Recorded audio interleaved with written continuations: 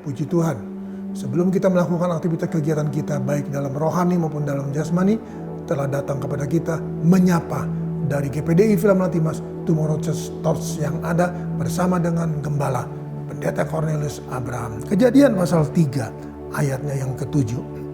Kitab Kejadian pasal 3 ayatnya yang ke-7 tertulis demikian. Maka terbukalah mata mereka berdua dan mereka tahu bahwa mereka telanjang.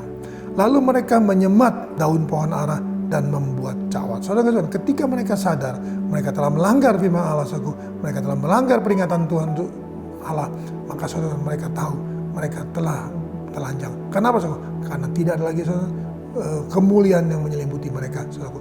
Dan mereka saudara, bagaimana saudara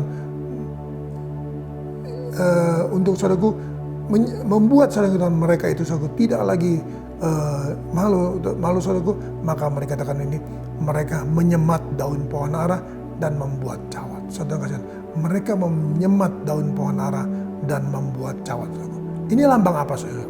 Mari, Yesaya 64. Kitab Nabi Yesaya pasal 64, kita membaca ayatnya yang ke-6. Kitab Nabi Yesaya pasal 64 ayatnya yang ke-6 tertulis demikian. Demikianlah kami sekalian seperti seorang najis, dan segala kesalahan kami adalah seperti kain kotor. Kami sekalian menjadi layu seperti daun, dan kami lenyap oleh kejahatan kami seperti daun dilenyapkan oleh angin. Saudara kasih Tuhan, mari. Daun menyemat saudaraku, daun pohon ara menjadi cawat saudaraku. Apa lambangnya saudaraku? Adalah seperti kain kotor. Segala dikatakan seperti seorang najis, dan segala kesalehan kami saudaraku seperti kain kotor. Kasih Tuhan. Oleh karena itu saudaraku, mari saudaraku, kalau kita kembali kepada kitab Kejadian saudaraku, ketika saudaraku Allah melihat mereka saudaraku bahwa mereka menyemat daun pohon ara dan membuat cawat saudaraku, maka Allah saudaraku menyatakan satu rencana Tuhan saudaraku dalam Kejadian pasal 3 tadi. Kita buka lagi ayat yang ke-21, kita baca. Dan Tuhan Allah membuat pakaian dari kulit binatang untuk manusia dan untuk istrinya itu, lalu mengenakannya kepada mereka. Nah saudara kasih Tuhan, mari kita lihat. Mereka menyemat daun pohon ara, membuat cawat. Yesaya 64 ayat 6 berkata, kesalahan kami seperti kain kotor, tidak bisa mengubah segala sesuatunya. Dan oleh karena itu, bagaimana solusinya? Maka Tuhan berkata, membuat pakaian dari kulit binatang. Berarti ada korban, ada sembelih, ada binatang yang disembelih.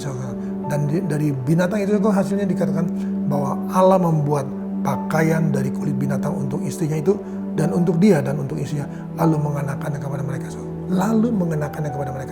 Mari saudara, anugerah Tuhan diberikan, kasih karunia diberikan, keselamatan dijanjikan, dan saudara kita bisa menerima itu semua hanya dengan saudaraku kita menerima Yesus sebagai Tuhan dan Juru Selamat pribadi kita, saudaraku. Karena dia sudah seperti binatang saudaraku yang dikorbankan, dia sudah mati atas kita saudaraku di atas kayu salib, dan saudaraku kita harus saudaraku mau mengenakannya. Mengenakan apa saudaraku? Mengenakan saudaraku korban Yesus dalam hidup kita saudaraku, dan menjadikan saudaraku hidup kita berubah dengan segala sesuatunya. Nama Tuhan dipuji, diagungkan, dimuliakan. Dalam Injil Lukas pasalnya yang ke-18, Injil Lukas pasal 18 ayatnya yang ke-9. Lukas pasal 18 ayat 9 tertulis demikian. Dan kepada beberapa orang yang menganggap dirinya benar dan memandang rendah semua orang lain, Yesus mengatakan perumpamaan ini. Ada dua orang pergi ke bait Allah untuk berdoa. Yang seorang adalah Farisi dan yang lain pemungut cukai. Orang Farisi itu berdiri dan berdoa. Orang Farisi itu berdiri dan berdoa dalam hatinya begini, ya Allah, aku mengucap syukur kepadamu karena aku tidak sama seperti orang lain, semua orang lain. Bukan perampok, bukan orang lalim, bukan pezina, bukan juga seperti pemungut cukai ini.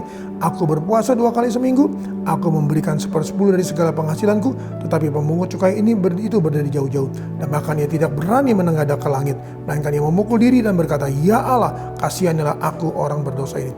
Aku berkata kepadamu, orang ini pulang ke rumahnya sebagai orang yang dibenarkan Allah, dan orang lain itu tidak. Sebab barang siapa meninggikan diri, ia akan direndahkan, dan barang siapa merendahkan diri, ia akan ditinggikan. Nah saudara kasih Tuhan, tadi kita sudah awali saudaraku dengan daun pohon ara. Kita juga saudaraku sudah dinyatakan bahwa ada korban yang disampaikan, itu korban Yesus dari kayu salib saudaraku. Dan saudara, kita diberikan contoh seorang Farisi dan seorang pemungut cukai. Orang yang sombong, orang Farisi, Tuhan berkata tidak layak, engkau tidak berkenan. Kenapa? karena dia sombong saudara. Dia menganggap yang lain itu rendah.